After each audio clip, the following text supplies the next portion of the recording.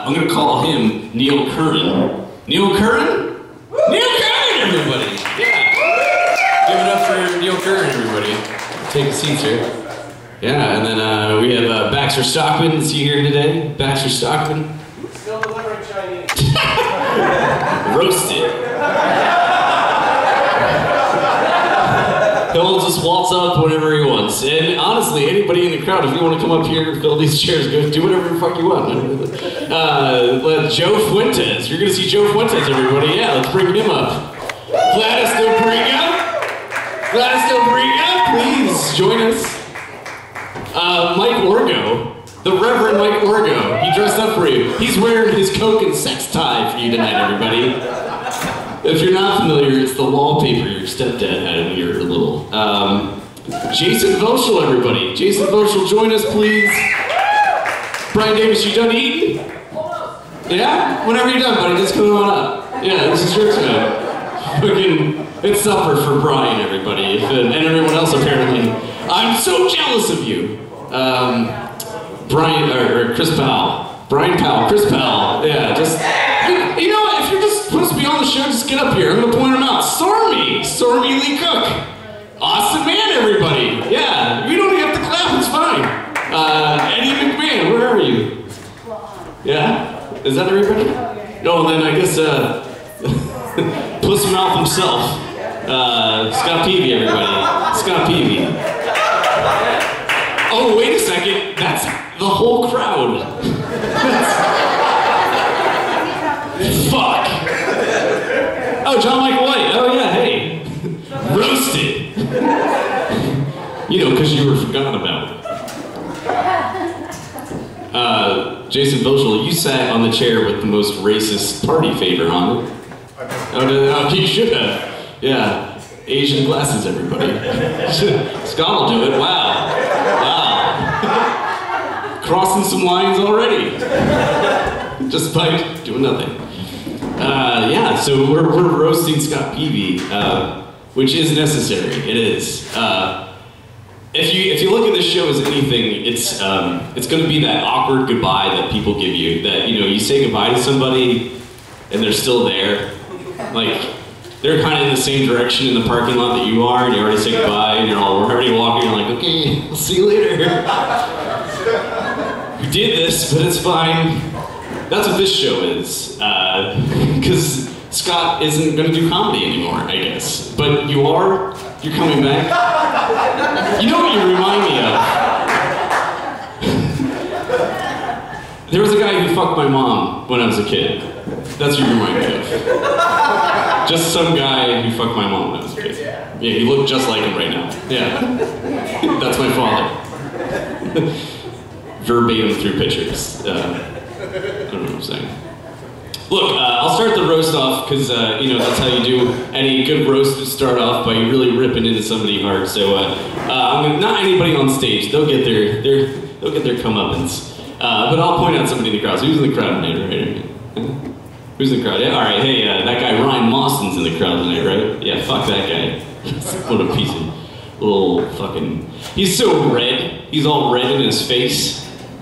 People call him a ginger. He's strawberry blonde, though. He'll prove it to you. You know how you're not supposed to say the word faggot? You know how that's a bad word? You don't have to anymore. You just say Ryan Mawson. It's synonymous. Somebody's beating you in a video game. Stop it, Ryan Mawson. You fucking Ryan Mawson. If you're having sex with your boyfriend, you can, if you're male, you call him Ryan Mawson. Ironically, because that's, you can say it, but we can't. Wow.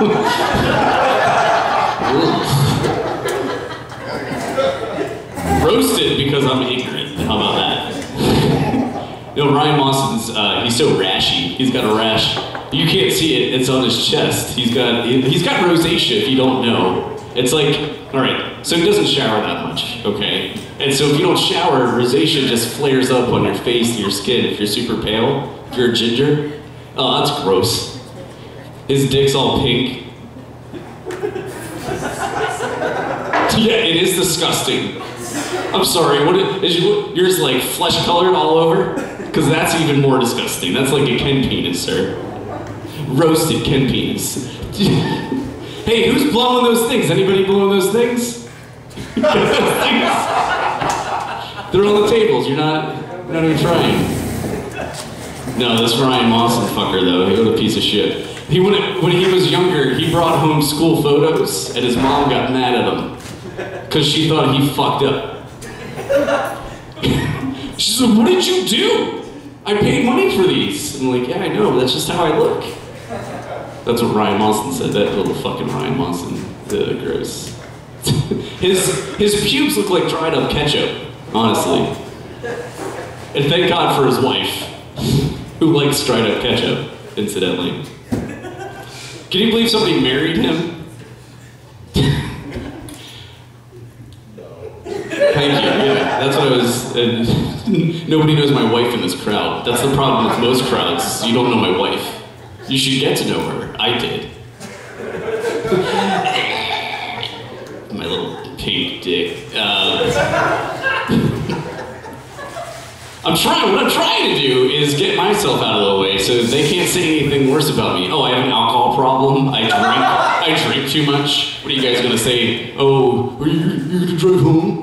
Yeah, I won't. That's terrible. Don't drink and drive. And I hope none of you have that joke about my alcoholism problem, because, ooh, I'll be so mad.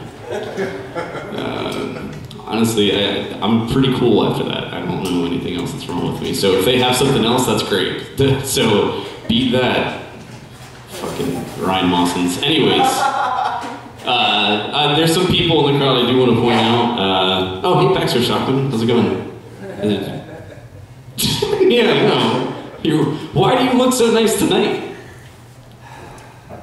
You know, you'll explain it. He's wearing a sweater vest. All right. Joe, you'll see later on in the stage. You'll see Joe Fuentes. Joe Fuentes has the social behavior of an orangutan. No, really, if you've ever seen the show Arrested Development, he's like all of the brothers in Arrested Development crammed into one person. He's Job in that he's eccentric and he likes the attention. He's George Michael in that he, you can look at him and just see that. He's Michael because he's logical and smart, and then he's Buster because he just, why do you keep touching me? Why are you laughing at me? This is serious. Stop touching me. Okay, thank you. Mike Orgo, he's wearing a velvet coat, roasted. And then, I'm not gonna waste any more of your time, I'm just gonna go right to the meat. I'm gonna go literally right to the meat, which is Scott Peavy. Scott Peavy, he's the guy who thinks that you enjoy cigar smoke. He's the guy who will go super close to you with that big brown cock in his mouth, then act like nothing's wrong. Blow it right in your face. You like that? You like that? Yeah, he does, look at it. Where is it? You have one? I'm sick. Thank God. Oh, he's sick. He's sick, so we don't have to have that. When I'm sick, you don't give a fuck.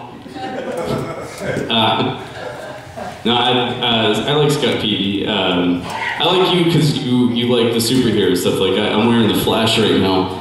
What would be really sad is if like I was on coke or methamphetamines and I was wearing my Flash shirt and I was trying to be as fast as I could. But it's not quite there. You start crashing and you just see Flash like. So that feeling that you're imagining right now is every time Scott Peavy wears a superhero outfit. Because I just feel like sad, you know, like you're never gonna be the Green Lantern, ever.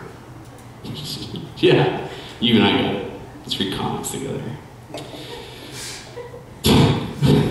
I had this one thing about your dick, but I think everybody else is going to touch on that, literally. So, with that in mind, I want you to bring up your first roaster, your Kenny Rogers roaster of the night.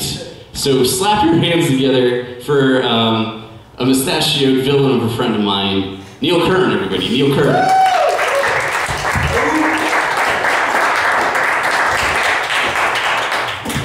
I'd like to thank Ryan for proving my point that you can't really roast any of the comedians up here because they have years of experience of beating up on themselves. Thank you, Ryan. Thank you. We are here today to celebrate the life and death parole of Scott Peavy, or whatever. And Scott, you were so dumb that you believed in me. Scott, I gotta say, it's really hard to insult Scott just because he has always been that encouraging, positive voice that's in your head, but in real life. I remember the first piece of advice he gave to me was like, yeah, it's a good joke. You just need to trim it down and add a punchline. When no one else had the nerve to say, holy shit, you make my head hurt, you are so bad, Scott actually gave me encouragement. And it's pretty hard to insult a man, you know, says such nice things. So instead, I'm just going to be awkward and roast him that way. Scott, you still make me giggle at night. When I'm falling asleep, I think with all your jokes.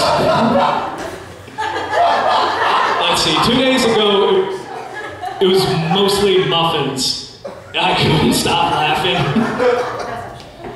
It's hard to find a moment in my life where I can't turn it into a local comedian's joke, and Scott is always winning if you were to measure it, especially in the bedroom. I quote Scott Peavy way too much in the bedroom, like all the time. Thanks to Scott, I can last more than 2 minutes because... Did we record that? That was a...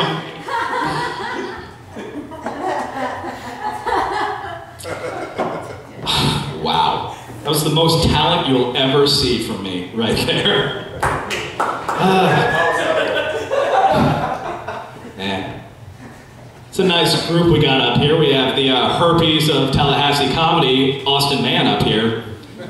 Flared up all over the place a couple years back, and now just kind of shows up every month or so, no matter how many strawberries you eat. About 20% of you laughed at that, that's good. Another 30% of you got that joke, but you're just unaware of it yet, so. 100% of that joke is stolen from Jason Voschel, thank you. Jason has written more of my jokes than I have. And they're terrible! Oh man, it's... Jason, as our residential Hitlerologist, I gotta ask you, is it true that you really weren't that active on Facebook until you got a job for the city? Or, because I mean, it seems like every hour it's like a Hitler post or a Cats post or a Cats that look like Hitler post. You gotta be kidding me. The collective groans back here. Just like a fart, just ugh. Gosh. We got a few guests here tonight. Stormy, you make me feel bad about myself because you are too goddamn positive. Like, what the fuck? I didn't think humans could do that outside of like the age of 9. But what the hell? You're too nice. You're too... Roasted!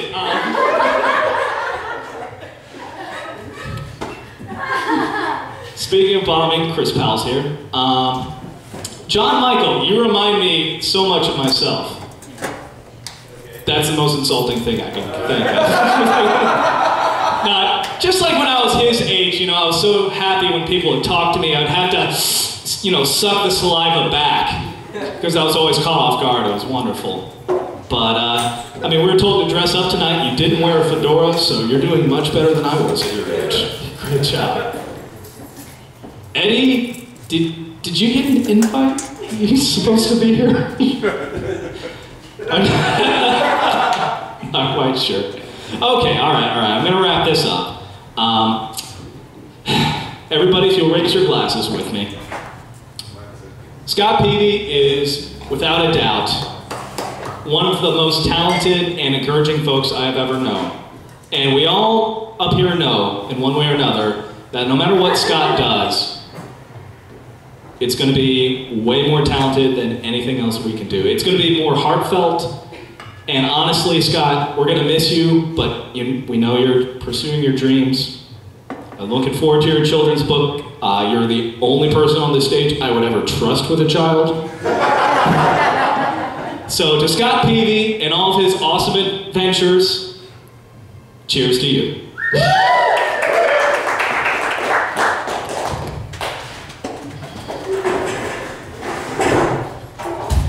Give it up for the last musketeer, everybody. The last musketeer. I'm gonna do this because I don't want to adjust the mic. Okay, hold on. Oh god. Anyways, who thought that he was gonna say, "I'm really looking forward to his children"? All right. Put your hands together for your next comic, Baxter Stockton, everybody. Baxter Stockton. Folks,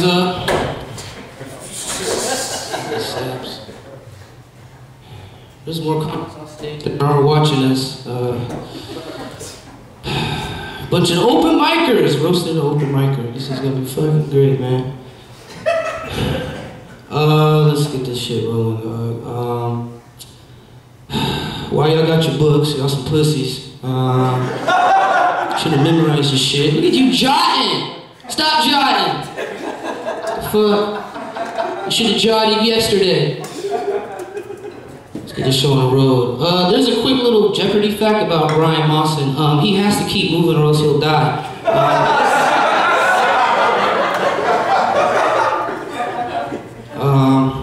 Let's see how else we can go. Gladys and Brian, you guys are going together. You guys are the first family, or the first couple of the comedy family. It's very nice. I have a theory when Gladys and Brian have sex, after Brian busts a nut, Gladys eats his head and moves on to the next victim. Great, man, that's it. Who else we got on there? Neil! Yeah, real quick. Neil, your style reminds me, like your comedic style reminds me, like if I pour salt on you, you'll foam. Like, it's just slow, sluggish. Takes forever to get there. What's up? That didn't hurt too much, did it? No.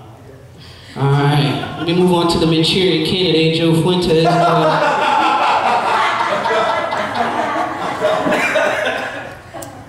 My favorite metrosexual. Did you know? Dog, you must suffer from post-traumatic fag syndrome or disorder. He does like 4.2 gay things per hour. You didn't know that, did you? Keep it rolling, you see. You got a documentary coming out. Come on. Mike Orgo, Grandpa Munster, you are the fucking best.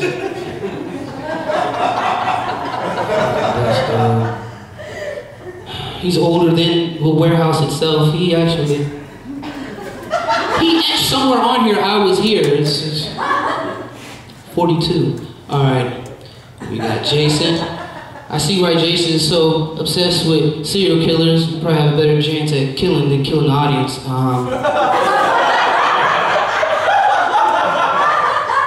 We got John Michael White. If John Michael White was asexual, his first child would be Ryan Mawson. He kind of reminds me of those characters from that Guess Who game. Like, is your character Asian? No. Is he Hispanic? No. Does he look like a werewolf mated with Ron Howard? Yes. What else we got up here, man? Eddie Munster, just very, yeah, he is your son, man. I don't really know him that well, that's about it. He has one of those cheeks, I bet if an older female relative sees him, he'll be like, oh, fuck it. 9 out of 10 ain't bad. Austin, man. Someone asked me to describe Austin in 2 words. I said, Richard Simmons.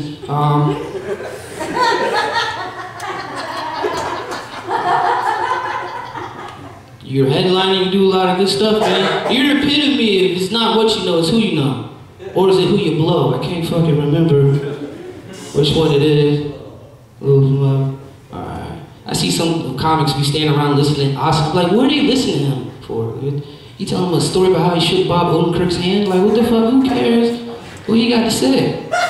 He's actually the first white person I described as a green fuck nigga. No black people know that? Alright, let's move on. Stormy. They should call Stormy Blackie. Call me Blackest. Crackers ain't shit, shut up. Who else is moving on to? Ryan, Annie, boom, boom, boom. Oh shit, Chris Powell, my favorite chipmunk. What the fuck? Oh man. Yeah. He got some real cute ears and cheeks. I don't know about what's in the middle of it, but I'm just joking. He got his own ugly jokes too, so I'm piggybacking. We're gonna move on to the great admirable Scott Peavy. He's real nice, man. Like you wouldn't expect. He's kind of like a nurse shark. That's what he is. You don't want to get Scott mad. What's he gonna do? He's gonna lick the mucus off your back. That's what he's gonna do. It's fucking nice, man. True story. This kid was really sick. He was dying, and he wanted to he wanted to have a great time. That was his wish. They had the greatest day. Scott came by. Good man he is. He came by and blew him. And he gave him the best blowjob ever. You loved him a long time, right? I believe so. Good luck with all your shenanigans, dog. I wish the best for you. Just know if your art shit don't work out, you can always be a mall Santa.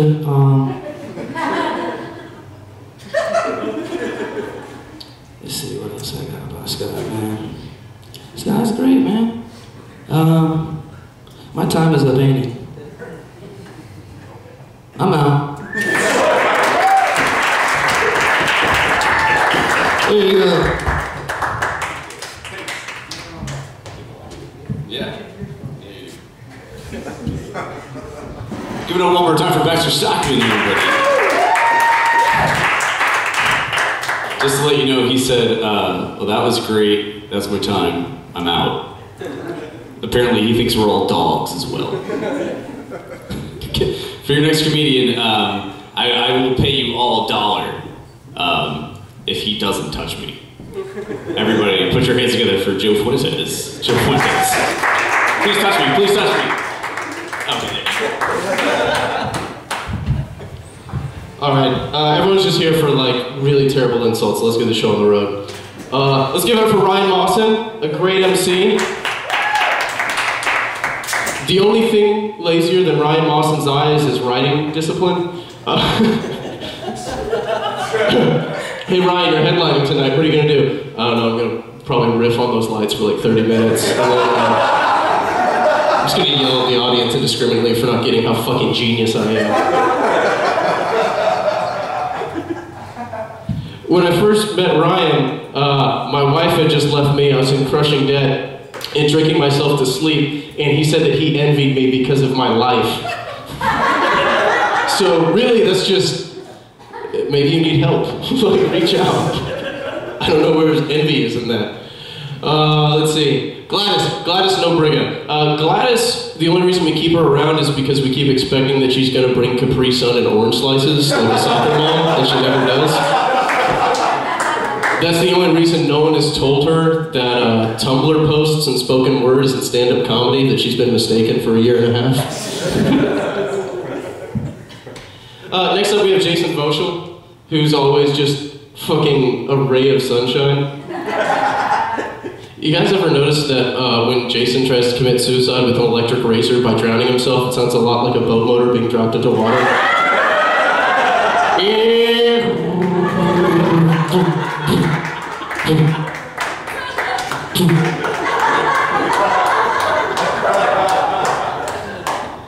Neil Curran really started us off wrong. He's like a Wikipedia page, all his jokes need citations. Because they're stolen. Neil's the result if a scientist made a robot that just didn't have a spine or human emotions.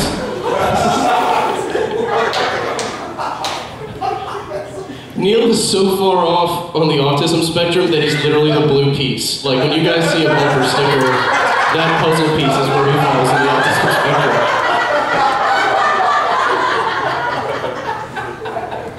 Mike Orgo has not only never written a joke, he's never read a joke more recent than 1984. And that's because that was his most recent issue of Penthouse Forums.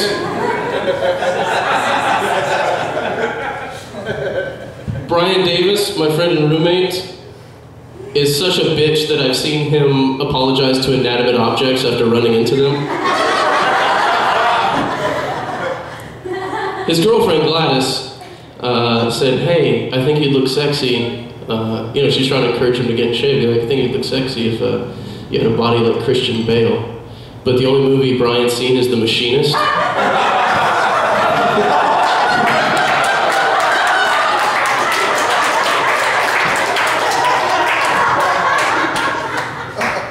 Someone already touched on the fact that, Stormy, I could never say something mean about you. You're so nice and you're so fragile. Like, I think you have AIDS just because there's no way you even allow that much negativity in your life. Because the doctor would come back and say that she's negative, and she couldn't take that. All right, I think let's move on. Who else do I got here? John Michael White. John Michael White is studying math at FSU, and you can tell that he's a very disciplined statistician because he understands what BMI means, but he refuses to change anything about the numbers.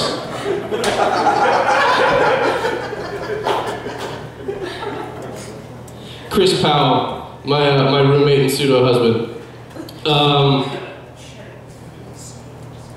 That's a stupid haircut. That's all I got for you. It's an in-joke. It burns deeper than you'll ever know. Eddie McMahon. A lot like an audience responding, I didn't bother. Austin Man. Austin Man, if Scott Peavy is the godfather of Tallahassee comedy, Austin Man is the uncle that we filed a restraining order on 5 years ago, but won't stay the fuck away.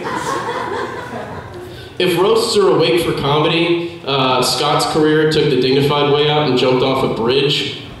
And Austin's career is just like slitting its wrist for attentions 8 years in. And we keep telling him like, oh no, we're totally concerned, but this is the way you do it.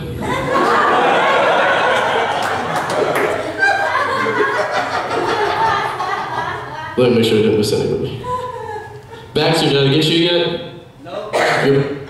What's up, Tom? All right, Baxter, roasted.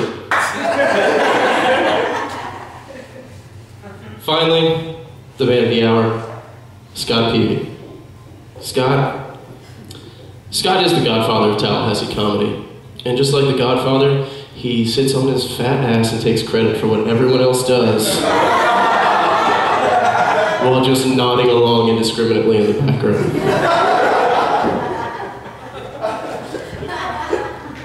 Scott, I wanted to write some jokes based on your jokes. But I also didn't want this crowd to have to sit through 14 comedians talking about Christopher Walken and LaDasha, because the dash don't be silent. So if you guys will engage me, I'm sure you've seen his bits long enough, I've decided to dig a little deeper and make fun of some of Scott's other bits that, how long have you been doing comedy now? 4 years, under his expansive 4-year career.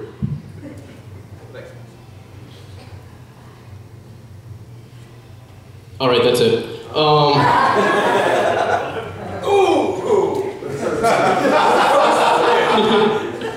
Because that's all you have. It's a deep burn. Seriously, Scott, if you look around, the only reason anyone is around here at this point is probably because of you and in spite of Austin. So, like, you weren't even working with a zero-sum wage, like, you had negativity going against you. but we're all still around. We've gotten better, and the only reason we've gotten better is because you insist on having a scene that wants to support everyone instead of tearing each other down, trying to rip each other's throats out. So I think you failed, is what I'm saying. Scott, we love you. We always want to see you around the shows, and it's been a pleasure knowing you.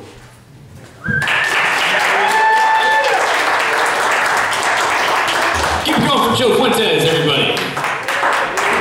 The middle child of everyone's family, Joe Fuentes. Joe Fuentes. I want you to put your hands together right now for well, you know, she really is the mother of this group, but she doesn't have quite the look down. She has the look, not of a mother, but of like a sister who is really your mother, but she won't tell you because she's embarrassed about it because she got pregnant at a young age. Gladys Nobriga, everybody. Gladys Nobriga.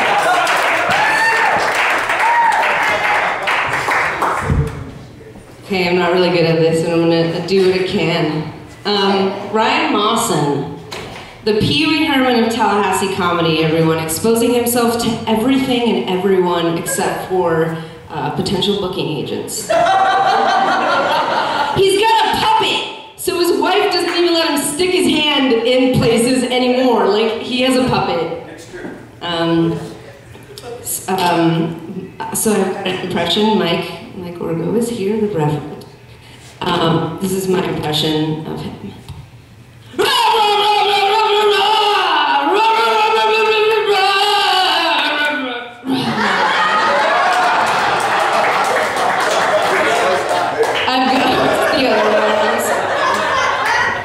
I've got another impression. Brian Davis is here. This is my impression of him, or as I like to call it, Jack Nicholson meets Jim Carrey. God damn! Paper towels are a rip off.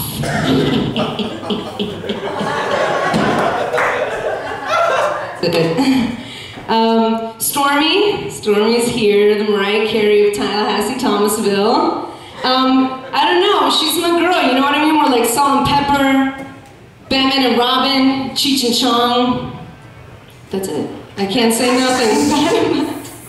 Jason always compares himself to serial killers.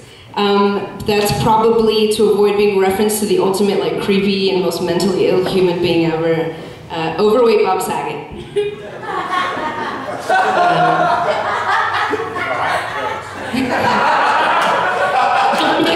Here, you already know about his math career, so solve this equation.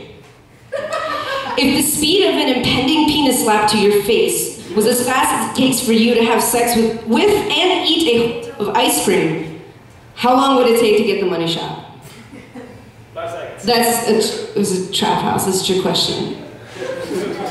Because it would be like 10 seconds, it doesn't even count. Chris Powell is here, and he and turned it into at the end of its present cycle.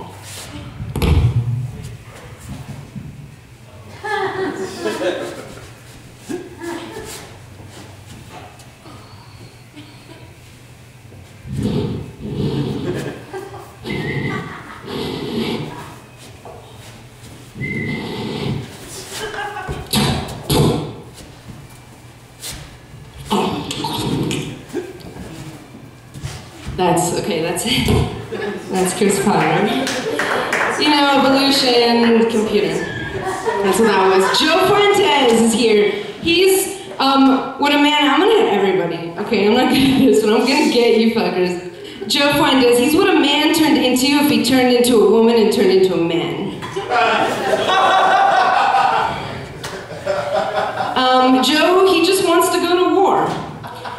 He thinks he isn't valued and he's not important to the people at home. Well, I'm here to tell you, to reassure you that definitely aren't. See you when you get back.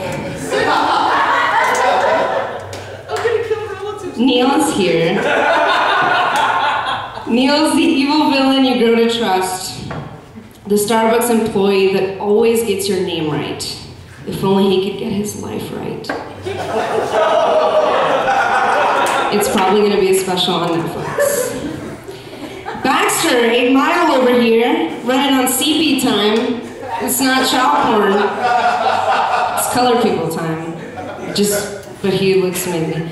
How the hell are you in a relationship? The Illuminati help you? Or like, how do you have a girlfriend and can you help Eddie get one? And I found the perfect website for you, lumberjacksmingle.com. He is wearing one. You can't see it right now, but he's definitely wearing it. Did I get everybody? All right, it's time for the man of the hour, Scott Peavy. Scott Peavy is so nice that if he needed to save your life by eating a quesadilla full of dick cream, he would. He'll do it. He'll eat all of it. Don't go all Andy Warhol on us, dude. Like, please, like, you don't have to go there. Don't resort to bananas and Campbell soup. Like, don't stoop to pop art. Don't do it, please, Scott. Don't stoop to it. It's also bad for your back. So don't stoop. I didn't say I was good at this. Okay. You're off to pursue a career as a starving artist. Nothing has changed. And now I need everybody's help on this, okay? I'm gonna need everyone's help on this. Alright.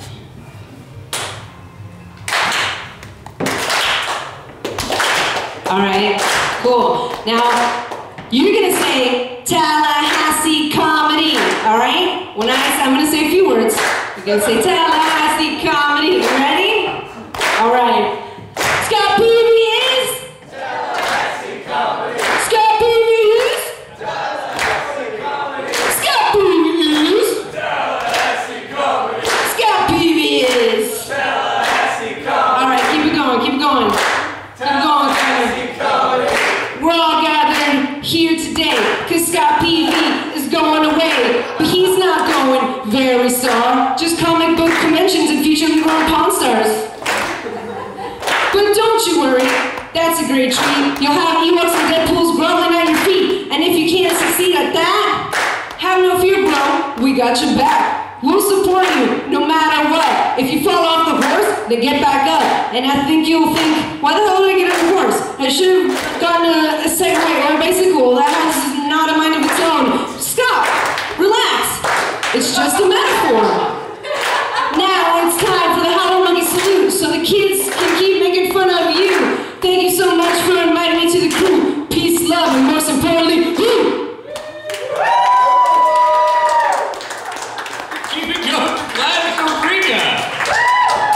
Reminding us all that we have no rhythm. Everybody.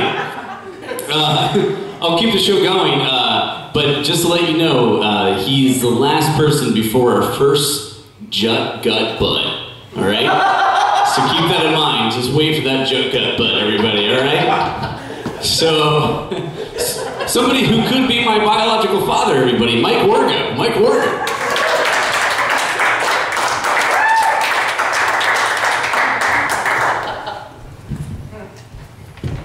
Good evening. So I'll just get right to it. Wrote some stuff down here.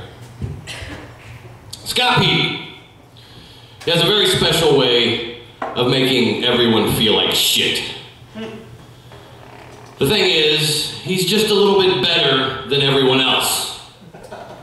If you are a caring, genuine person, well, Scott is going to be a more caring and genuine person. If you are a thoughtful, considerate person, well, Scott's going to be more thoughtful and more considerate. Why you gotta be better than everyone else? Why you gotta set such a high standard for yourself?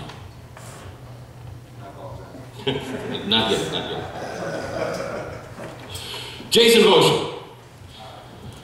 He has bought me a drink or two from time to time. Scott Peavy says, fuck you, Jason. I'm gonna buy Mike more drinks than you. Yeah. Ryan Mawson. He's in my seat. You think you're a nice guy. You think you're a nice guy. Don't give me that shit. You think you're a nice guy. You're always considerate of people. I've seen him wearing the Mr. Rogers sweater. Scott Peavy says, fuck your shit, Ryan Mawson. I'm gonna be even nicer to people while wearing a headband like Rambo. Austin Man. Well, I'm sure you did something nice at some time in your life. Anything you do, Scott is going to outdo you. John Michael White. You think you're going to be the fat, slobby comedian? Scott's going to be fatter, he's going to be slobbier than you are. You might as well just give it up. Gladys Nobriga. You're a hot chick. Very attractive. I've seen Scott Peavy dressed as a woman. He puts you to shame. He's a fucking sexy ass girl, even with the facial hair. And Gladys, you should do something about the facial hair.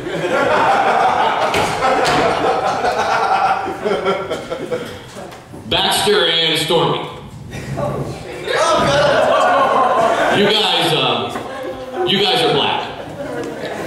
That's your thing. I bet you think Scott can't touch you.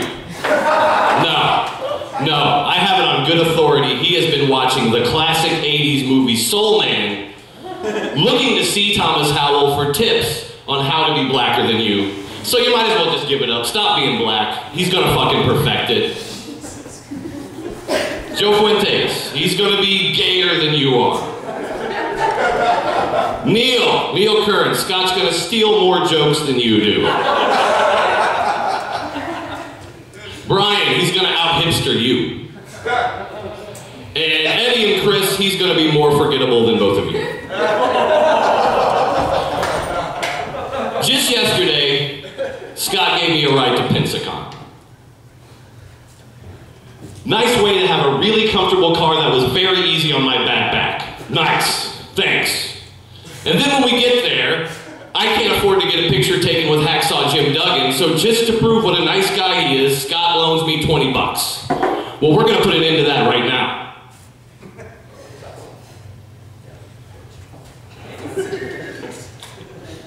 I got the 20 bucks right here, because Lord knows if I don't give you the 20 bucks, I'm never ever gonna hear about it.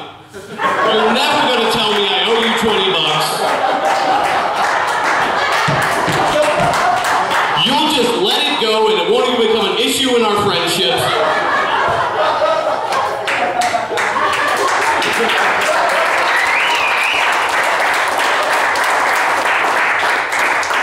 So let's talk about Scott's comedy. Well, wait a minute, we found my place. Yes, I am. Scott, you're such a nice guy. If you're such a nice guy, maybe you could bomb once in a while to make the rest of us feel better, okay? Maybe you could tell a shitty joke once in a while.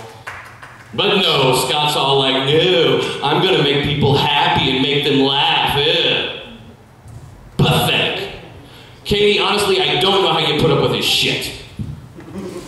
And with the Howler Monkeys. You couldn't just leave things alone. You couldn't just leave the Tallahassee comedy scene all separated and polarized. You've got to bring people together. You've got to unite a bunch of people. Like unification's such a fucking cool thing. You know who else united people? Hitler. And Jesus. And Scott Peavy, you are no Adolf Hitler. Even though, as we all know, Scott has a great hatred for the Jews. And now you're going to start focusing on your artwork, drawing some comic books. So anybody out there that fancies themselves some kind of artist, you might as well just give it up now, because the master has returned to his field. Thank you very much. Give it up for Mike Argo! He is not a magician! He looks like a magician, he is not a magician! For someone who looks like a creep and actually is a creep, everybody, this is Jason Boschel, everybody. Jason Boschel.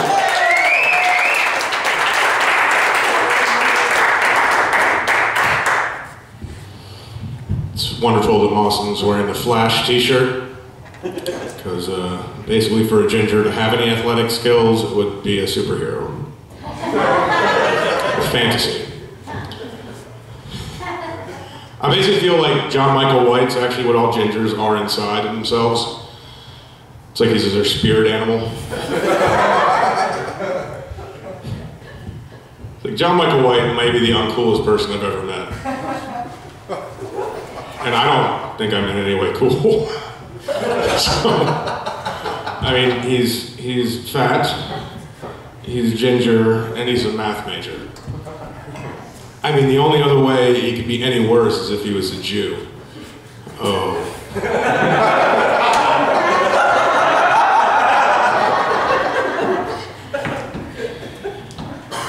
Neil Curran's here, everybody. That's awesome. He's brought his beard with him. You may know her as Cameron. I do like a villainous facial hair.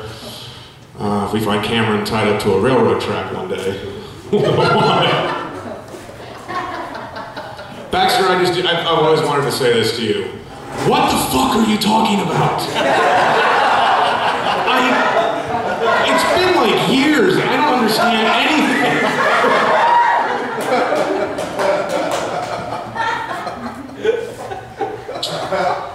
Austin Mann is a dick. That's it. I'm really looking forward to his roast, though. That's gonna be great. Just because it means they sent him performing. That's it. It's a going away present to give. We've scheduled it for next week. So Scott Peavy, everybody. Well, actually, hold on before I say, it's like if I haven't touched on you, it's because I don't want any evidence for the transcript.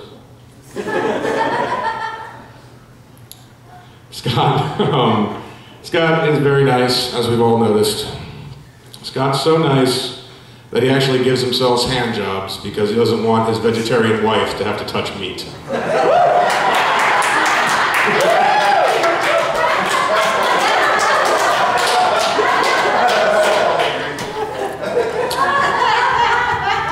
And as we know, he's moving from comedy to art, where the earning potential is much higher. I think after that, he's probably going to get a philosophy degree. He's going to rack up all the wonderful professions he can have. But Scott, we love you. Have fun. Stick around with comedy, of course, but take care.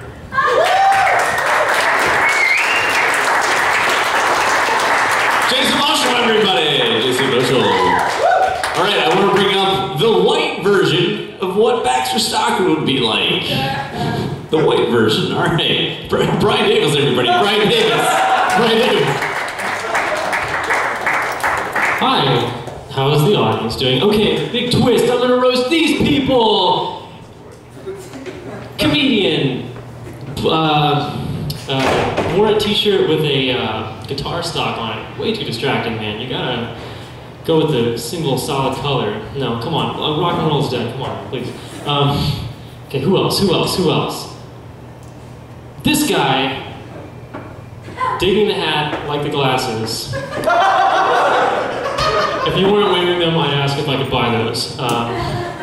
Really like it. I'm just kidding around, guys. I do have to get to business though, so 2 is enough. Moving on to the people on the stage. Let's see, maybe we just do one at a time over here. Ryan Mawson, does he build the puppet or does the puppet build Ryan Mawson? I think he's looking for a medium that he can disappear into. Like the second that his YouTube channel is a success, he will disappear from physical reality and you'll just get a couple like annoying spams every once in a while and it's like, it's the ghost of that really crazy guy.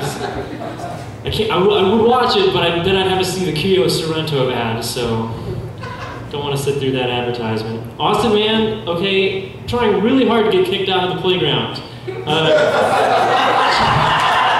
The creepy haircut, creepy sexist rapey jokes, okay, just being a big asshole, cannot get kicked out of middle school. I don't know, it's like he's holding it in. It's like if I ever get out of Tallahassee, I'll turn into a man, but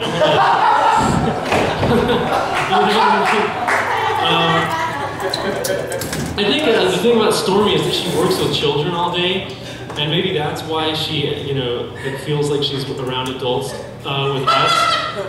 And maybe that justifies driving 45 minutes every time she wants to hang out with somebody. It's like, Stormy, please, like, save the gas, okay? Come visit you or something, because it just doesn't make any sense.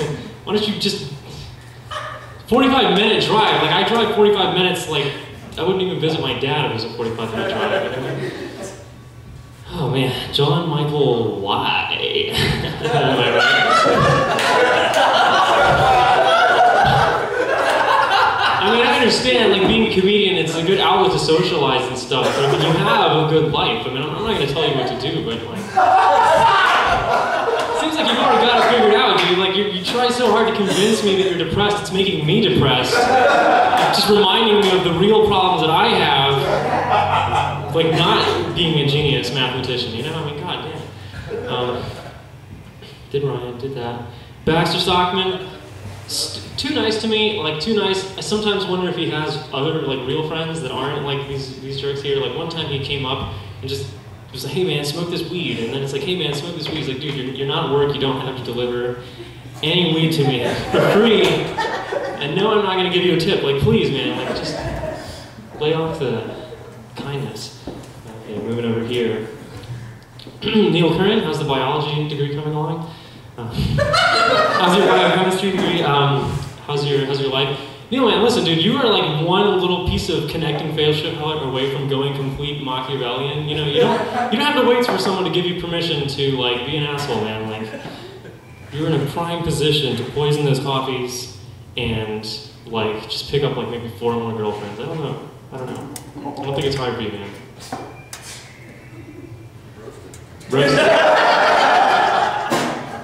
Chris Powell, Ellen DeGeneres wants her shirt back. And her hair back. And her tits back. No, I'm just kidding. You're such a nice guy. I don't know what it is, man. Like, I don't know if there's like an angry person like hidden inside, and maybe that's where I like you listen to trap music to like unwind a little bit. Joe Fuentes is his own disappointed father. Pretty much like getting down on himself no matter what. Like, you know, like he put on the cool skateboard shoes and then picked up the legal pad, like just in case. Whatever role he has to fulfill will be fine, you know what I mean? Like, he makes fun of himself for losing his hair, but then he's almost strong enough to beat himself up, you know?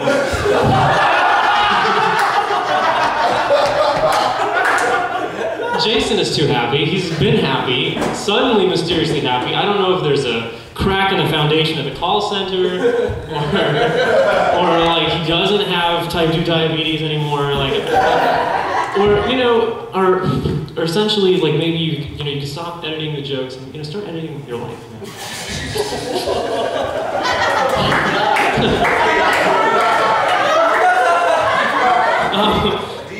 No, deep burn. Mike Orgo is waiting for the porno store to call back about that job again because he says he did that job 15 years ago. That was also the last job he had. He's been coasting on Iceman money this entire time. That's his deep dark secret. Eddie McMahon, that's your name, right? Okay, thanks for clarifying. Sure. Eddie McMahon, a successful businessman, probably already runs a comedy club. You know what I mean? He's just like waiting for someone to like be like, you know, he's basically waiting to get fed up with being a lackey and a jockey around here. Like one day when like someone actually finally says something mean to him, he's like, you know what, I actually don't need these guys. I'm just gonna go like be a successful, well-adjusted person that I already was. Like, I'll just go ahead and like just do that now, I think. I'll stop biding my time.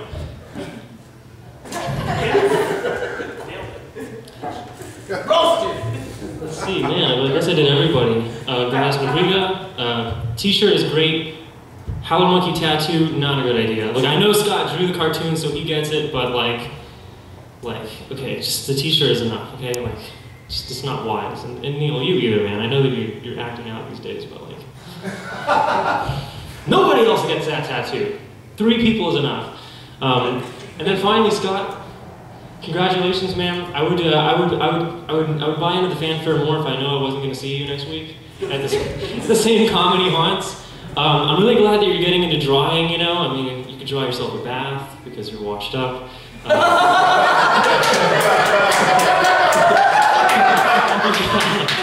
could, let's see, draw some inspiration for a change. No.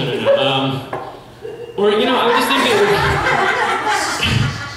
think that you're going to basically force your wife to have a kid so that somebody will watch your cartoon.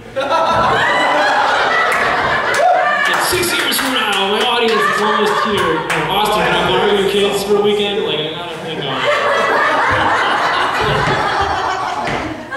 The Godfather and like the bratty cousin who shows up and plays with all your toys like every Christmas and stuff. You know? He's like the dad and like the younger sibling and like really amazing stuff. But you know, we'll move on. But anyway, Scott, listen. Basically, the final closing word is, see you next week, man.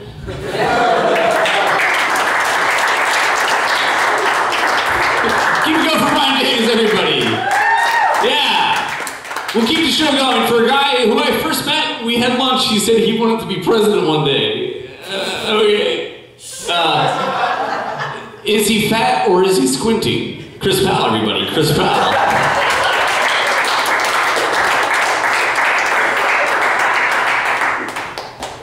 The answer is both. How do I work a mic again? How do I? Oh shit! Nice.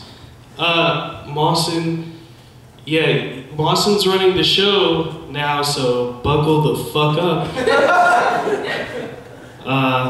Yeah, Neil's here, aka the magician, but Mawson already took that joke, so I can't really I can't erase stuff on the phone, but you know, nailed it. Baxter's here and always knows how to make an exit, man. Just. Yeah, I'm out. All right. Even when you're headlining, man. Wow, nailed it.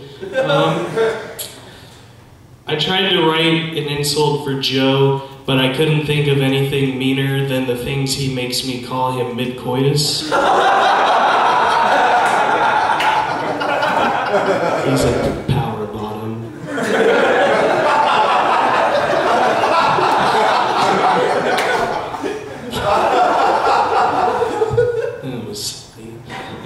Jason's here, which means he didn't succeed yet.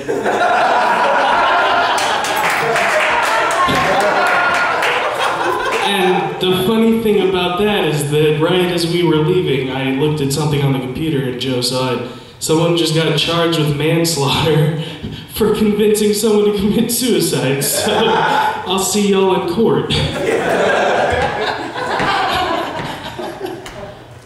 Mike Orgo's here and wrote stuff, so we know why he sticks to the incest stories. Yeah. Deep cut, I guess. Austin Mann's here, and I'm really surprised he didn't find a chair higher up to look down on us all from.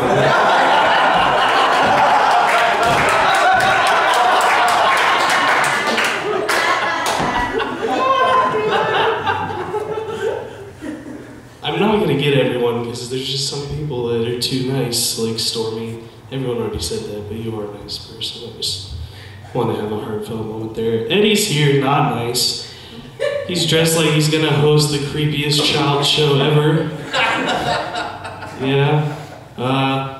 But the man that we're all here for, Mr. Scott Peavy, I love you, but is anyone really going to notice he's gone? There's so many Peavies here. There's Ginger Peavy, Peavy Oval Peavy, Tall Peavy, Funny Peavy.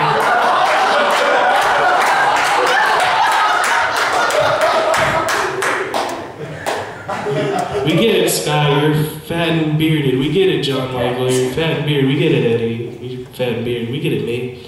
Anyway. I really appreciate what you've done for me in comedy, because I started 2 years ago and you were very helpful and a nice dude about it all, and I'm really sad that you're not going to be there every week now. So, I love you, man, and that's my time. All right.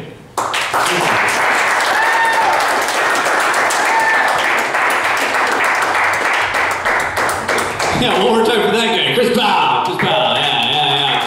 Clap. Hey, for your next overstuffed couch, I want you to put it together for this next butt gut. John Michael White! Woo!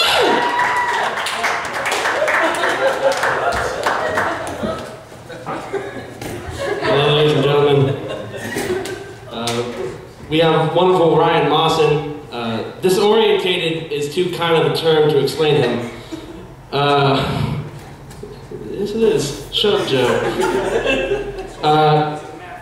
Neil's mustache is here. And it brought Neil, unfortunately. Jason Volschel is here, which means that it's dangerous for all hookers in 2-mile radius. Gladys is here. She's a wonderful person, very nice, beautiful woman. My therapist told me to say nice things, but she never said that they had to be true. Eddie McMahon's here. He started at the same time as me. Eddie is the smartest and most wittiest person in conversation and in improv, but unfortunately he hasn't been able to do that with stand-up yet. So, here's hoping.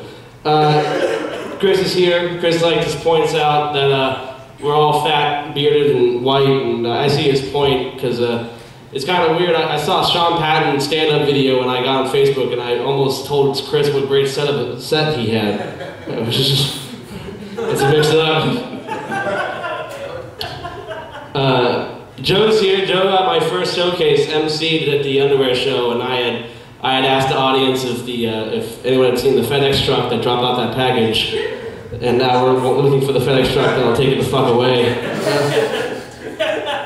Joe also, like a week ago, told me in a very serious tone that he doesn't like it when people talk about how attractive he is. So I said, well, then have something else going on for you.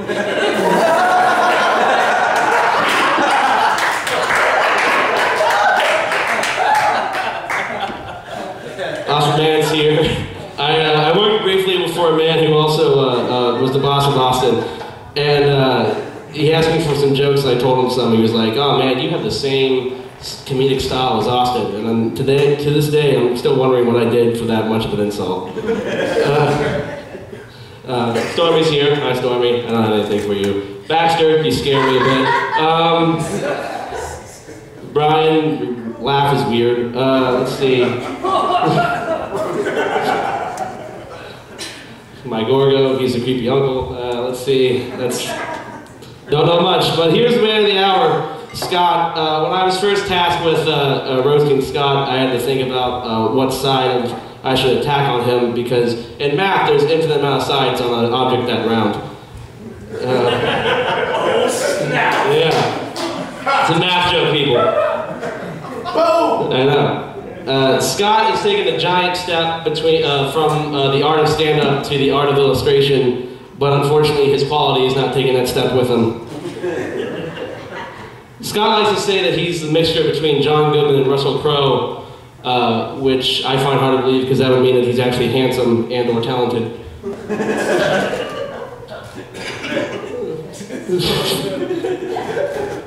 Sometimes I wonder how many times animal control is called about a bear that smokes cigars and wears a headband.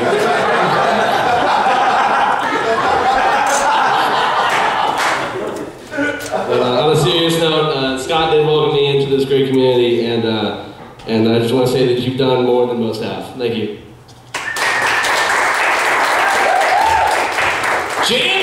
JMW, since we call him. Moving along. Oh, hey, it's her. It's her. Hey, if the American Idol audition show was a person, this would be that person. A lot of excitement. A little bit of disappointment. Stormy Lee Cook, everybody. Stormy Lee Cook.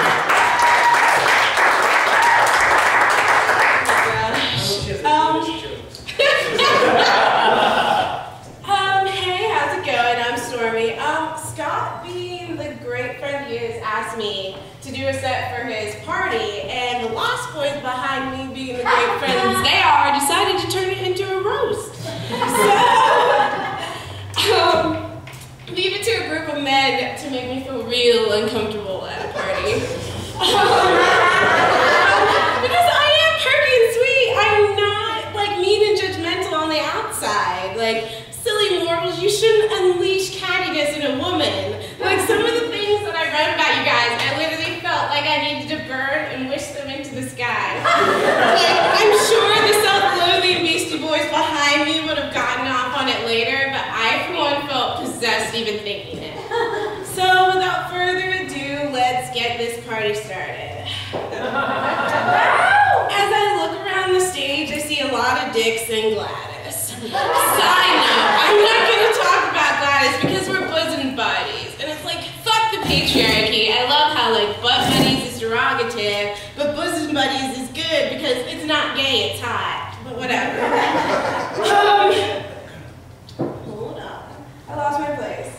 But yeah, everybody behind me is like family, you know, like that creepy cousin, you know, who watches you change, but you don't dare tell anybody because you're scared he'll probably set your cat on fire. And in honor of Scott being a great, going on his comic book career, I decided to put everybody into different characters that we all know and love on the TV. And since that, I did not get the lineup until like 6:41, because this is the well-oiled, organized machine that Scott is living. It is not in any order, so here we go. Jason reminds me of Grim from Billy and Mandy, just because every time I look at him, I see death, and I still smile. No one can take death so seriously when it has a Jamaican accent. Nor can they do it when it's clean shaven, 7 foot, and white. It's just silly. Ryan Mawson.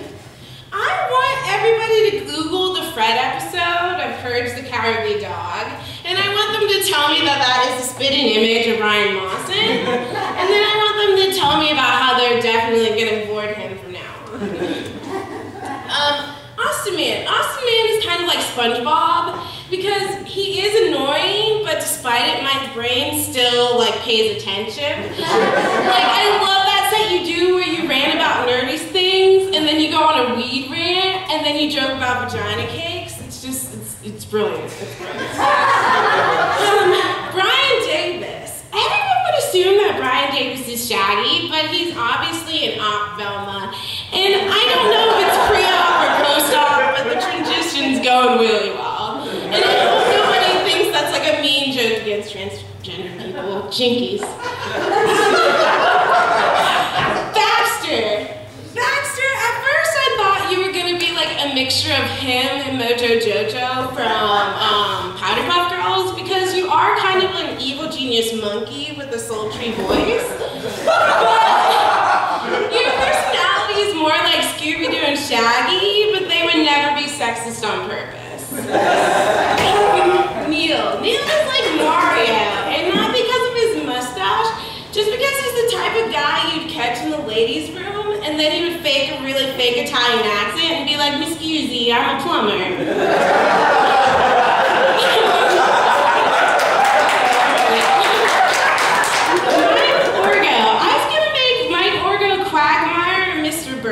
But then I decided to make him Hello Kitty because I feel like that's the expression you exclaim silently to yourself whenever you see a woman.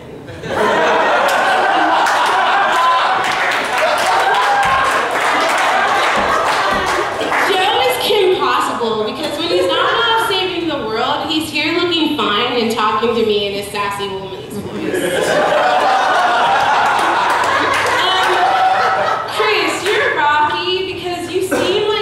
Smarter but vaguer sidekick. Like I never remember if you were there.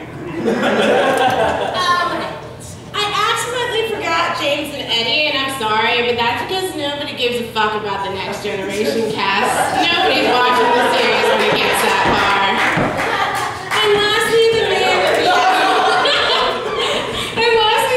of the hour. Scott Peavy. When our dear friend Sam left, and that's been like a year ago, I wondered who would fill that void. And well, Scott, it's been like a year, and I like still don't know who's gonna do that.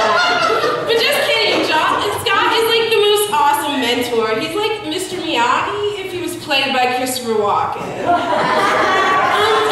love how he's not even leaving Tallahassee; he's just leaving us. Like, and he gets a formal fanfare. Like, I hope when I decide to further my air ice skating career, that's like air guitar but with ice skating, I get this much fucking support. I'm adopted, and this isn't the first time at this abandonment rodeo, and I know it's not gonna be the last.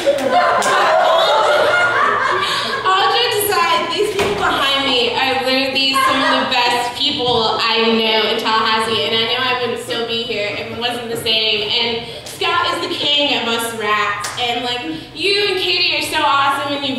me into your homes, into your lives numerous times, and I couldn't think of a better man to follow his dreams. Thank you so much, guys. Yeah! What's up with Stormy? You're the king of rats! Did you hear that? Yeah, the Cartoon Network, that is Stormy, everybody. For our next comic, I want you to imagine a cousin. I don't have a cousin like this, but if you have a cousin like this, that when you were younger, he wiped his dick on your face because he's a dick. He wiped his dick on your face because he's a dick, and then years later, like at a family reunion, he acts like nothing happened. I want you to bring up the ego incarnate, Austin Mann, everybody. Austin Mann.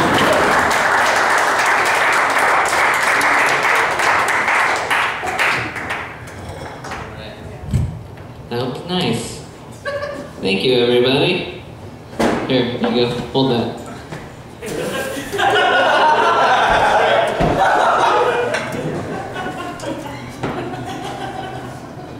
Thank you. It's really hard to write jokes about people when you go last. Joe Fuentes is like the gay friend you wish you never had. She's always there, and as been said, touching you in a weird place. I love it when he pretends he's not gay, you know, and then he's mean to all the girl comics and hugs all the dude comics. It's just this weird thing that he does. And you know, he has like this weird, he's like totally attractive. You can see him as the straightest dude in the room. He hangs out with lots of girls, which is weird. But like he just does these random gay things. Like he has like a tattoo of a girl with really big boobs, right? But it's like Wonder Woman, and like gay guys love to dress up like Wonder Woman. That's like a thing, right? Sweet jokes, Austin. Thanks, man. I wrote them when I got here. I was gonna say something like about Max. I was gonna tell everybody what a good comic he is, what a nice guy he is, but then he'll just call me racist.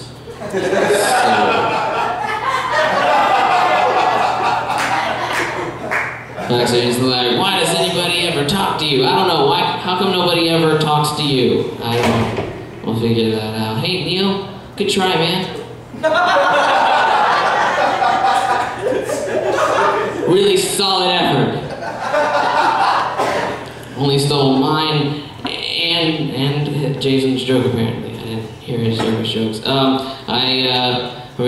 You did pretty good though. I really thought that it was good. You're looking good. I feel like you're looking a lot healthier, you know, like you probably woke up on the right side of the coffin this morning. It's pretty good.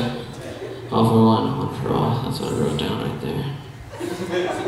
Jason Votional. Hey buddy, good to see you out. We're all here for you. Deep breaths and one day at a time. Every day is a blessing, right guys?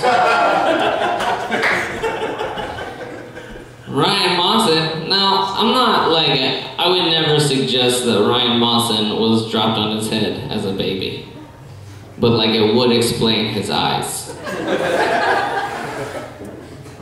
That's all I wrote. Mike Orgo, man. You said you've never seen Scott Baum. I guess you've never seen him feature for me then. Weird. It's weird how he doesn't do good when he's not in front of all his friends and people that respect him. It's great. Alright.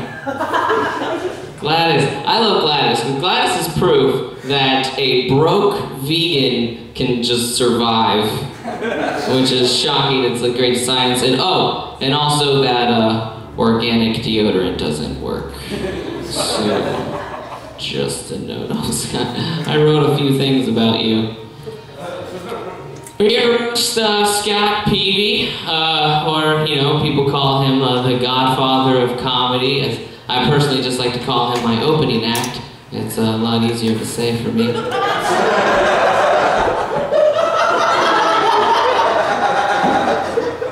People are like, makes so much sense that you picked Scott to be your feature. He's the funniest comedian in Tallahassee. Yeah, also I just need to know that I'm going to do better than the person who performed. in front of me. There just needs to be that buffer there. So, Scott is a huge part of the scene, and I both mean that literally and physically, figuratively. Physically, I see where I got that wrong. I wrote this down so there's no spell check, Jason, so you can just imagine what I'm looking at right now. Thank you. It's a good stupid, though. When I first met Scott, he was a fresh-faced, 32-year-old overweight guy working at a pawn shop, and I've gotten a chance to work with him over the years and see him progress and travel with him, get to know him as a friend, and it's good to see him being a 35-year-old, slightly more overweight guy who works at a pawn shop. Really ending on top, I see. Some of you know, not you, but a lot of people have been around me and Scott have had our differences in the past, you know. There was that one time that he asked me to be a stage nemesis on his third open mic, which was really a compliment. I guess I should have took it as that. To that time, you slapped me and said, "You don't know shit about unicorns." So a real thank you for bringing me to Mobile, Austin. I'm really enjoying my time. Glad you could get a joke out of that. And even to that one time, we really had a hard time when I graciously declined being vice president of the Howler Monkeys Comedy Troupe.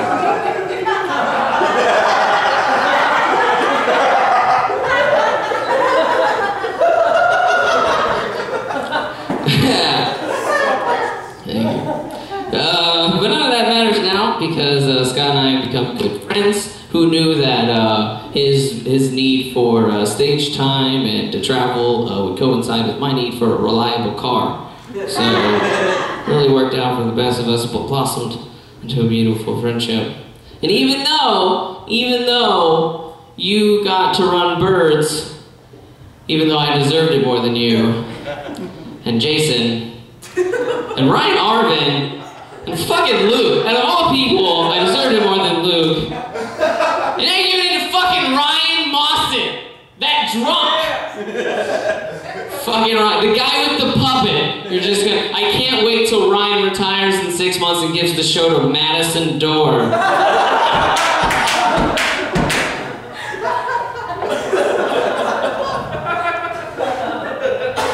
Which, it was actually really worked out that you could fill in right when Jason was having a meltdown and really take over for the show. You did a really good job and you become a really key role in Tallahassee, and I know how much you love roles.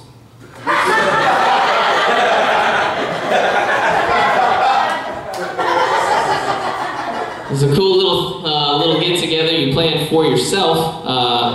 After we can get a chance to honor you or whatever, even though you're not dead, you're not moving, you haven't really done anything important recently, and you're still doing comedy. He's like, "Oh yeah, I'm gonna quit." "Oh yeah, you still want to feature me?" "Oh yeah, I'm still gonna do that. I'm still gonna be at some shows too." So basically, Scott is retiring from being paid $50 to hold a flashlight. Sorry guys, I'd rather stay home and doodle.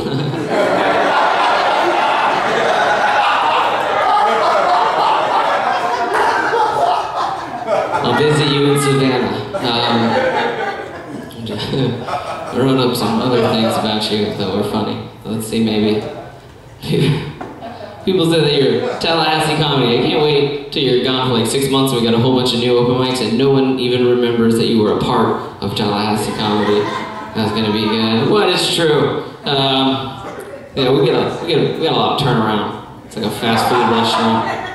It's like every 2 years, it's a completely different crew, new managers and stuff. Anyway, Scott and I think alike. A lot of people don't know that. We actually think a lot alike.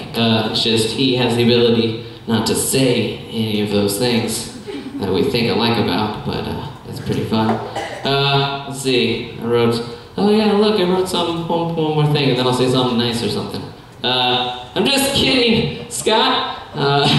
You're an incredible artist, right? I just, son of a bitch, this fucking mic cord.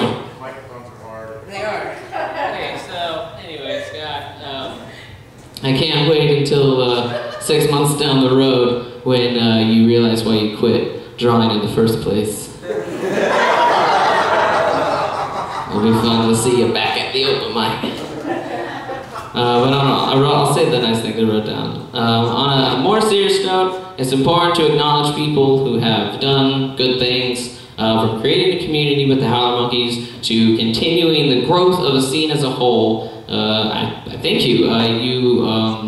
You've thanked me for helping you a couple of times, which was pretty cool. And I gotta thank you for doing the same things, because if you guys think I'm a dick now, you should have seen me 3 years ago. Because I'm nice now. I'm fucking nice. This is as good as it gets, John. As good as it gets. Oh man. I did want to make one quick announcement that I'm really excited about. Hold on 1 second. Oh yeah, you wish. I will be here to do better than you for years to come. Wait till we can roast you, Austin. Never leaving. Never leaving. I'm always gonna be here. Yeah, I know. Didn't stop it. All right. After talking to Scott, we did get a chance to talk the last time we were out of town, and we've been talking over the past few months. I'd like to say, even though we have had hard times in the past, that I am now officially banned for life from the Howler Monkeys comedy troupe. Never gonna happen. There you go. You can came on that a couple of times, and maybe you can give it to Stormy. It'll fit over the left tit, right? All right. Thank you guys very much. One more time for Austin. He still made it about himself somehow. This is about Scott, but he still made it about himself. Is that's, yeah. That is impressive.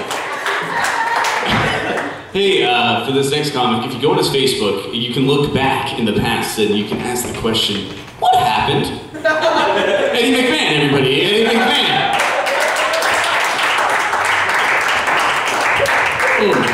So glad to be here. Apparently no one else knew I was coming. But I was really surprised earlier when Mawson said he wasn't on methamphetamines, just based on his extensive experience in the food service industry and his whole general deal. He keeps telling me his wife's a really big fan of me, and no thank you.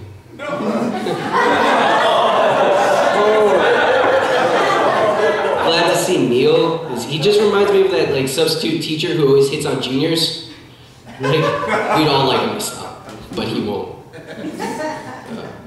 Baxter's here. He's got a real special talent for working really hard on his material and then getting up stage and disregarding it. He's never done 5-minute set that wasn't 6.5 minutes.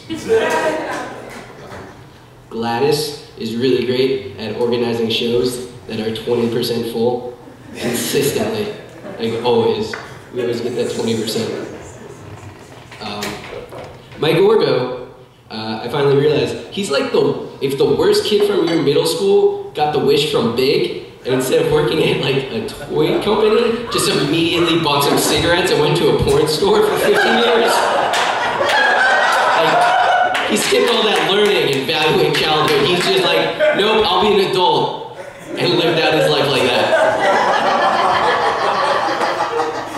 The dark version of Tom Hanks. No one loves you. Jason is, you guys know, he's gone.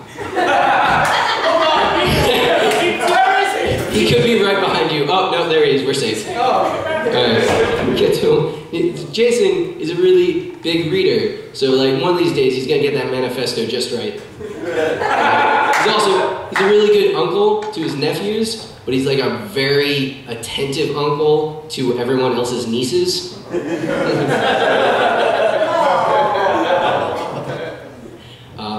Brian, I'm Eddie McMahon. We met 5 times. It's okay. He's a game show host who's just looking for a show.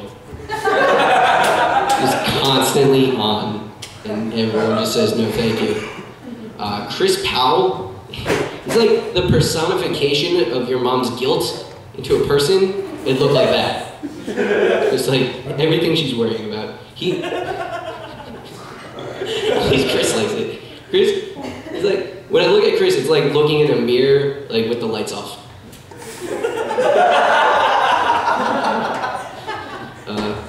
John Michael White. Usually it's like too easy, but I'm gonna give it a shot anyways to make fun of him. He likes to say he's working on pure math with people from Switzerland, but I don't know what that's about. I think Jason might have an idea, but yeah, nailed it. Yep, eugenics. He's working on eugenics. Whoa, yeah. It's weird. Still don't get it. Like, the line between pity and funny when John's on stage is like never been fainter.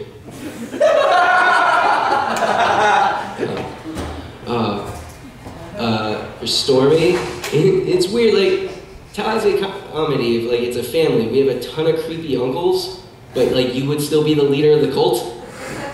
Like, I don't know if it's just like your fashion sense or your upbeat personality or that you compared us all to cartoon characters, but I assume you work with special needs children. Like, always. It's not a joke for everyone, that's just what I think of Stormy. It's not an insult. I was gonna make fun of Austin, but then like I realized the harshest thing I could do was just ignore him. It'll drive him crazy. So, we're gonna move on.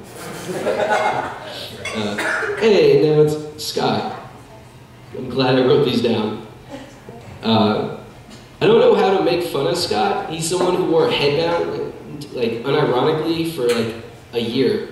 Like, the Wolverines won. They even remade the movie.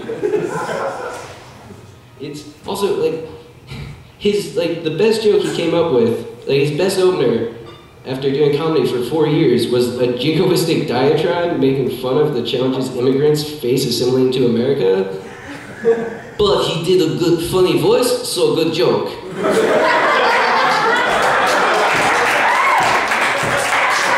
Everyone keeps saying how nice of a guy Scott is, but he makes fun of immigrants, the uneducated, and people who talk to animals, and like the most disenfranchised people in America, those who agree to appear on a Pawn Stars reality show. Like, expand. Pick higher target. Punch up, Scott. Please. I haven't been doing comedy a long time, if you guys couldn't tell. But I think being around Scott has really like accelerated my growth, just because this is probably the best Scared Straight program I've ever been in. So, like, thank you for being an example I want to avoid. Okay. And then also, like, let's say I said something nice.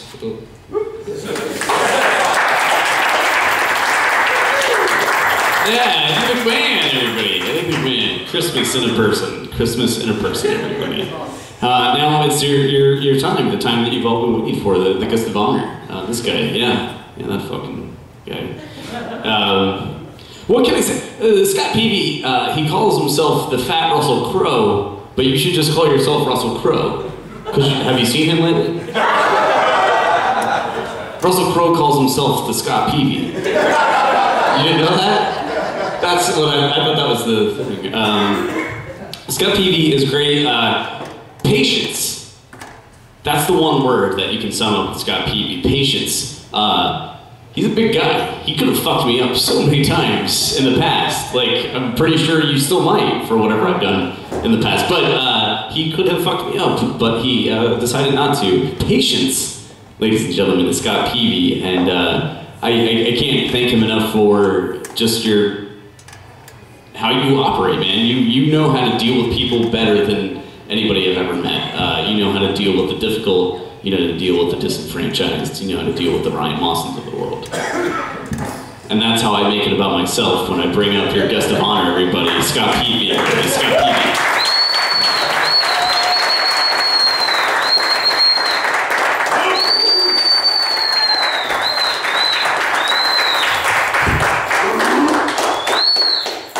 Hey, thanks everybody.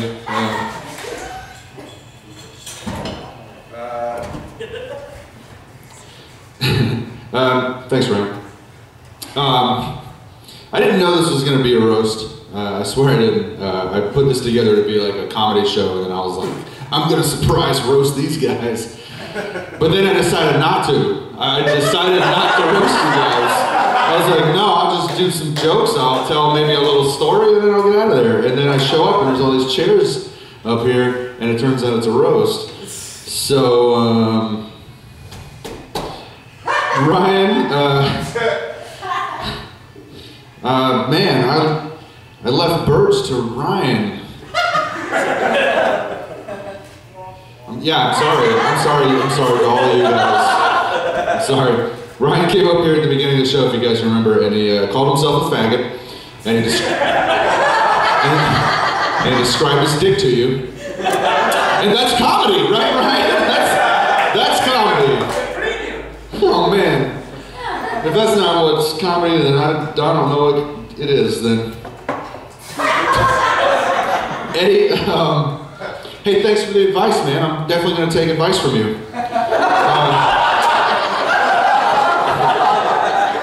I've always said, ever since the first time I saw you perform, I've told other people that you reminded me a lot of myself when I first started, except that I had jokes and pants that fit me. So that's the major thing, the major difference. Otherwise, we're very similar. Just material and clothing. Neil's almost like too nice a guy to roast, except here's some things I wrote. Neil, I actually didn't, that's all I wrote. It says Neil, too nice to roast, that's all I wrote. I love Neil. He's been there since the beginning, for me, since my beginning of doing stand-up. And I love the guy, and he tries so hard. Neil tries so hard pretending to be a comedian. I know. Neil tries so hard, so I just want to say, give him, give him a break, you guys. Give Neil a break. Baxter, yeah! What's up? Baxter came up here and ragged on all of us for writing. He came up here and said, what are you guys doing writing? That from the guy who fills more of his 5-minute sets with awkward silence than anyone I've ever seen. I'm sorry for writing, Baxter. We're not all as, fucking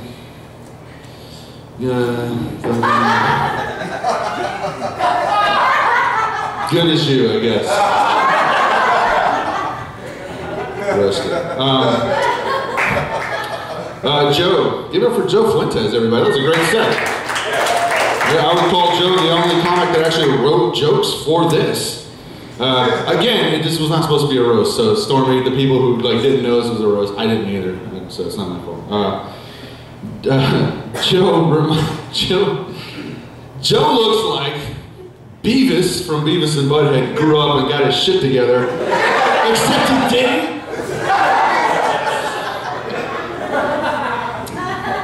End of joke. Gladys, you're adorable, but performance art is not comedy, and it never will be. But you're so cute. Aw, Orgo. Hey, give it to Orgo. That was the best set Orgo has ever written. It was all about me. Coincidence? Coincidence? I think not. Let's see, who's next? This is getting sexy. John Michael White basically came up here and just changed a lot of fat jokes about himself into fat jokes about me. He told me recently that he thinks he looks like me if I were a fighting game character that you just selected an alternate color scheme for.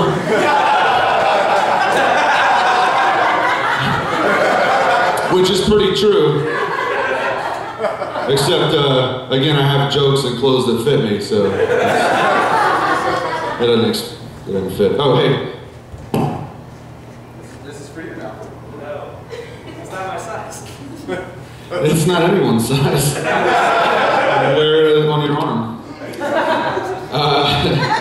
Give it to my twin brother, Chris Powell. And we were joking about that after a show one time. They look like my twin brother, and this girl who just overheard that nearby goes, "Are you really?" That's pretty funny. Chris gave me a lot of credit, as has everyone, for helping him in comedy, and I'll sign your notebook if you want. Just don't go home and slit your wrist, Chris, that's all. Nobody wants you to die. Jason Voschel has reworked every single one of my jokes, despite me never having asked, ever. Constantly telling everyone how to do their jokes better, and sometimes you have some good ideas. I thought it was important. I just thought it was important to let you know we do think you have good ideas sometimes. He credits me as the reason that he kept doing comedy, so I apologize. I'm very sorry to everybody in attendance and everyone up here.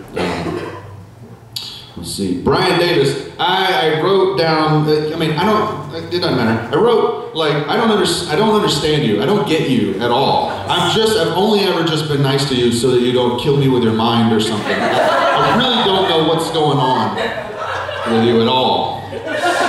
So just don't kill me with your mind. That's it. Stormy, stop laughing already. You're very nice. You're a very nice person. Everyone has said it. So knock it the fuck off. That's my racket. Okay. I don't know if you heard what these guys were saying. It's kind of my deal. All right. Yeah, I tried to text you back.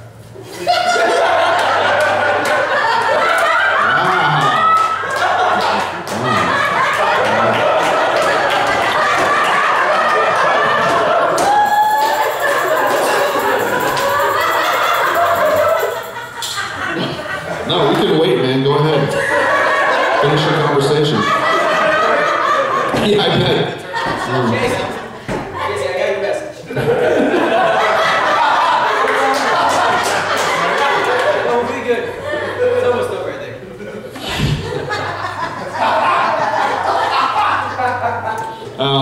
I did this totally on accident. I accidentally saved Austin for last.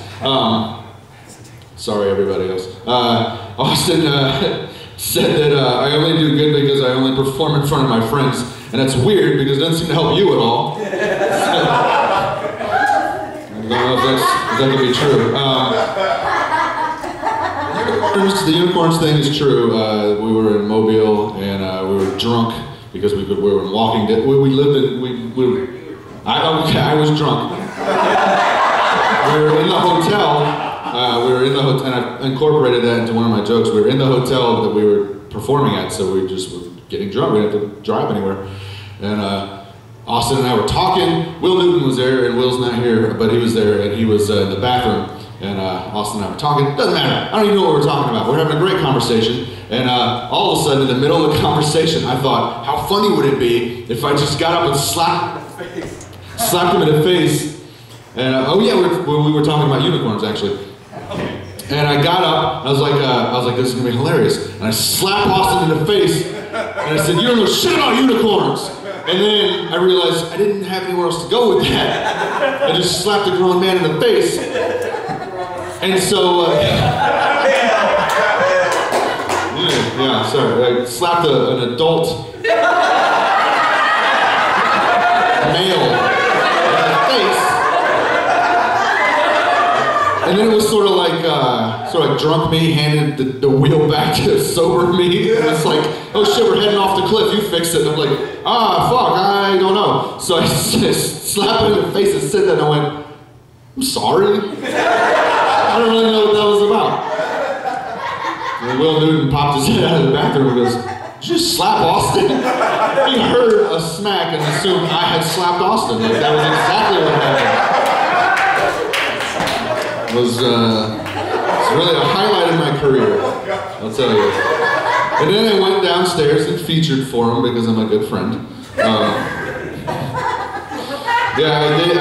I gave the bird show to Ryan instead of the guy I knew who wanted it the most, and I just did it so you'd have that one joke. That's it. So there you go, you're welcome.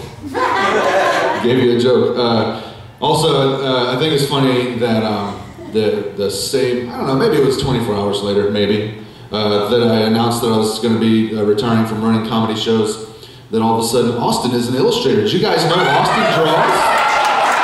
Austin, man, draws. And posts them all the time. Like constantly posting drawings that he's doing. And they're great.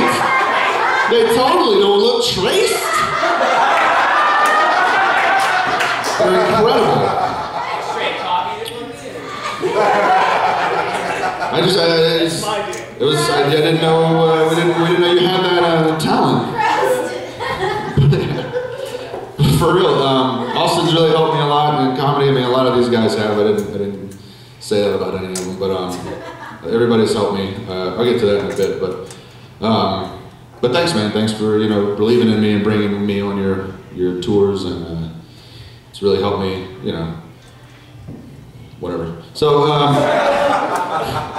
Okay. Here's what I didn't write to say tonight. I didn't know this was gonna be a roast. I knew some people were gonna say some roasty stuff, but I really just wanted to tell a couple of jokes. So I'll try and keep this short. My speech that I have to say begins and ends with thank you to all of you and to all of you guys for believing in me, for helping me. I'm not going to be leaving the comedy scene, as it's been pointed out. I'm just retiring from running and booking shows, which is a passion of mine. I've enjoyed doing it, and I love being part of the comedy scene. And so I'll be around. I'll do 5 minutes here and there and stuff, but I just can't. Just can't keep doing this shit for free. I'm too good. Too good to keep doing this shit for free. So thanks to my wife, Katie.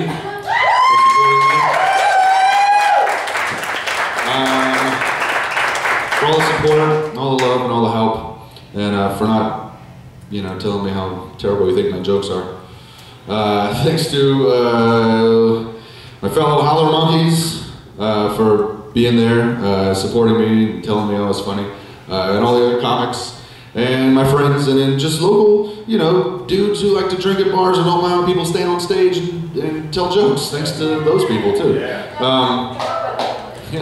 The short history of the Howler Monkeys is that when I started doing stand-up, I noticed there was a handful of people in the local comedy scene that were really supportive and really, supported each other. And then I noticed there was a few Austin men who weren't. That supportive, and so I said, hey guys, not some of you, but the few of you, let's start a group. What do you say we start a group and be supportive and help one another, and we can help other people. And so that became our thing. It was if we were going to start a group, it was going to be all about the scene and not about us, despite what other people, Austin men, say about us. So we started this group, me, some of the people are here today, Neil Curran, Ryan Harris in the back there, Jason Boschel, fucking Mike Gorgo, just kidding, Mike. And I think that's it, that's here tonight. But also Chuck Rhodes, Sam Owens, I'm forgetting any of that. No, the first seven. I was trying to name the first seven.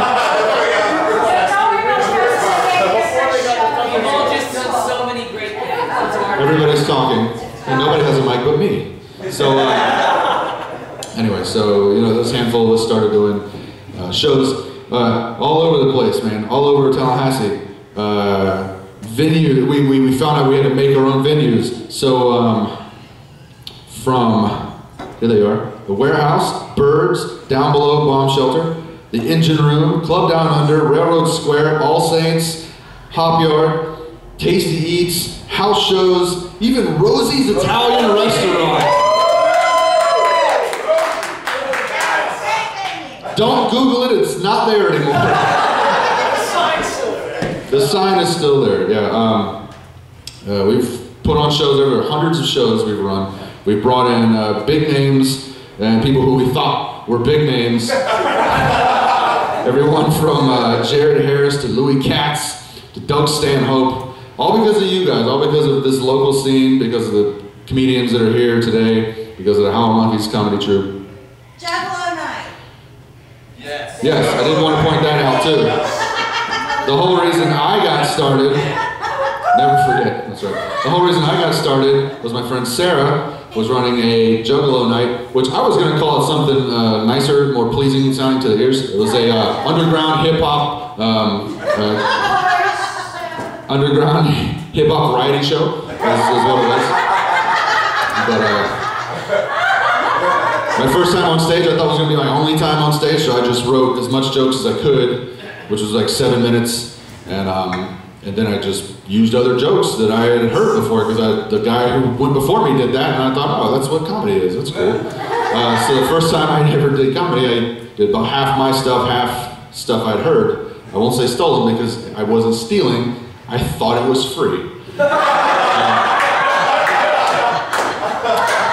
Cut to about a year and a half ago or so, I met a comedian whose jokes I had stolen, and I told him, I thought, it'd be cool, so you know, he'll laugh, we'll share a laugh. So it was like Club Down Under, I watched Hannibal Buress perform. After the show, I hung around and I told him, I was like, hey man, you're a huge reason I started doing stand-up, I love your comedy, and the first time I ever did stand-up, I used one of your jokes, and he goes, which one of my jokes did you steal? And I was like, ha, right?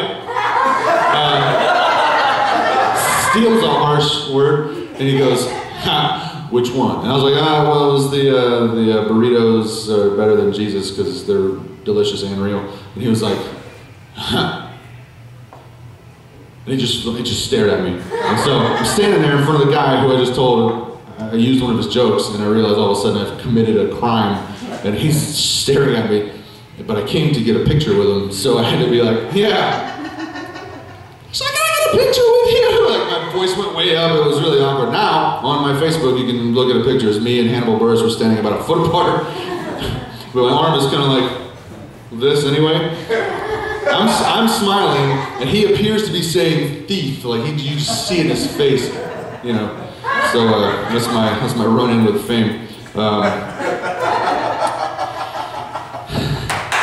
Yeah, thanks. Anyways, huh? Nope. No, you can't. You have to stay here until I'm done talking.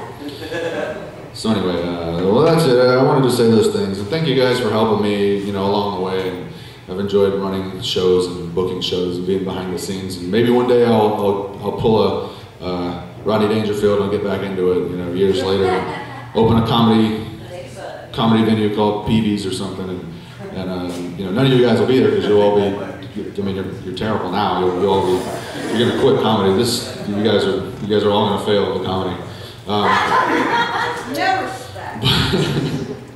But I'm kidding. You guys are all great, and you're the wind beneath my wings. I just said that because it was dumb. I wasn't being serious. So anyway, we're gonna play some music and eat some brownies over there. We got a scrapbook. That you guys can look at some of our old flyers. And then I found some lighters that we had made with our logo on it that I told everybody we were sold out of because I thought we had sold them all. And it turns out I just hid some from myself. So those are there. Buy some lighters. They're only $2. Yeah, we got a piñata that my wife and I put a lot of time and effort into making. And it's probably falling apart back there, so we're gonna break that.